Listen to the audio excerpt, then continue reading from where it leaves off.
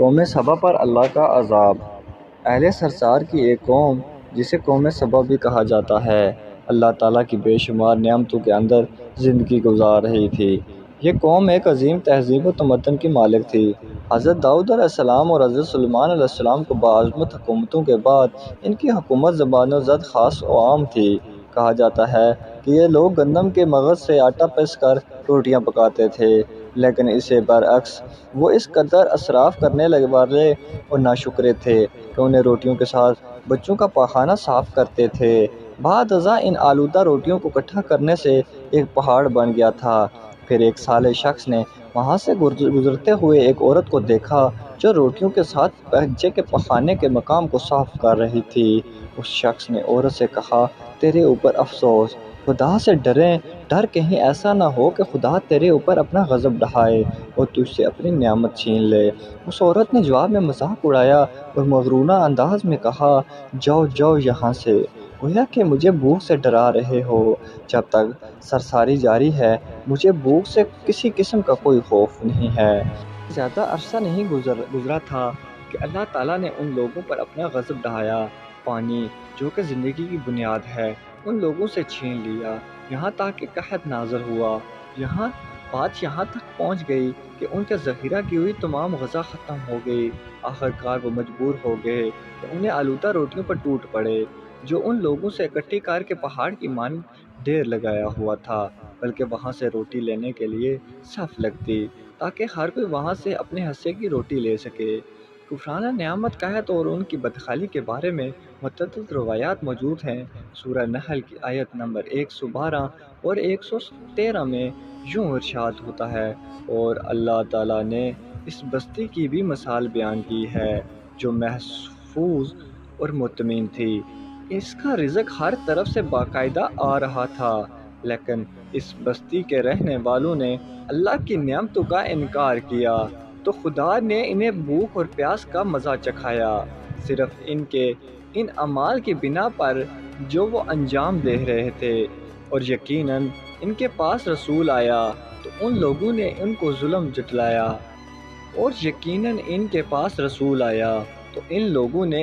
جھٹلایا تو پھر ان تک عذاب آ پہنچا کہ یہ سب ظلم کرنے والے تھے۔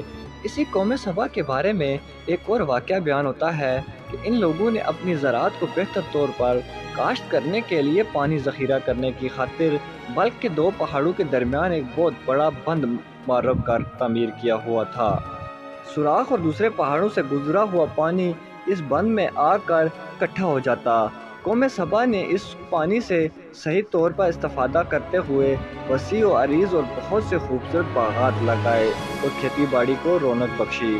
ان باغات کے درختوں کی شاخیں اس قدر پھلوں سے لدی ہوئی تھیں کہ کہتے ہیں کہ اگر کوئی شخص سر پر ٹوکری رکھ کر ان کے نیچے سے گزرتا تو پھل خود بخود ٹوکری میں گرنا شروع ہو جاتے تھے اور قلیل مدت میں ٹوکری تازہ پھلوں سے بھر جاتی۔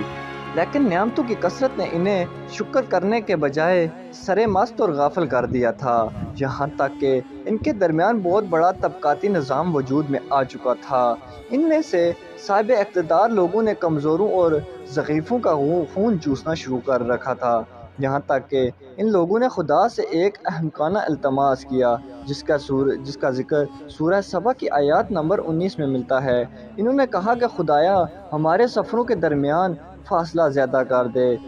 انہوں نے اللہ تعالیٰ سے یہ التماس اس لیے کیا تاکہ غریبوں، بے نوا لوگوں، امراء اور ثروت مندان کے ہمراہ سفر نہ کریں۔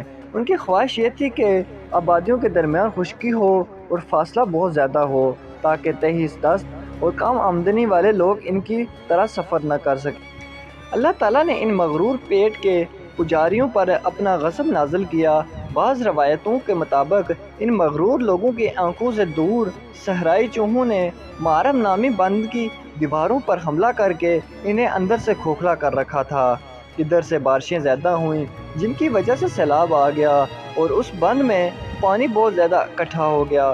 اچانک بند کی دیواریں ٹوٹیں، اس سے ایک بہت بڑا سیلاب آیا جس میں تمام دیہات، آبادیاں، مال مویشی، باغات، کھیتیاں، ان کے محل اور گھر میں پانی میں غرق ہو کر نابود ہو گئے۔ ان کے باغات اور زراعت میں سے صرف بیری کے درخت اور کچھ جھاڑیاں بچی تھیں۔ خوشو خان پرندے وہاں سے کوچ کر گئے تھے، جبکہ الواؤں اور کوؤں نے قوم سبا کے کھنڈرات میں اپنے گھونسلے بنا دیے تھے۔ اس بات کا ذکر سورہ سبا کی آیت نمبر 15 اور 16 میں ملتا ہے، اور آخر میں سورہ سبا کی آیت نمبر 17 میں قرآن کریم میں اس واقعے کا یوں نتیجہ نکالا ہے: یہ ہم نے ان کی ناشکری کی سزا دی ہے، اور ہم ناشکروں کے علاوہ کسی کو سزا نہیں دیتے ہیں۔ اگر آپ کو میری سٹوری اچھی لگی ہو تو براہ کرم چینل کو سبسکرائب کریں اور بیل آئیکن کو دبانا نہ بھولیں۔ فی امان اللہ، اللہ حافظ۔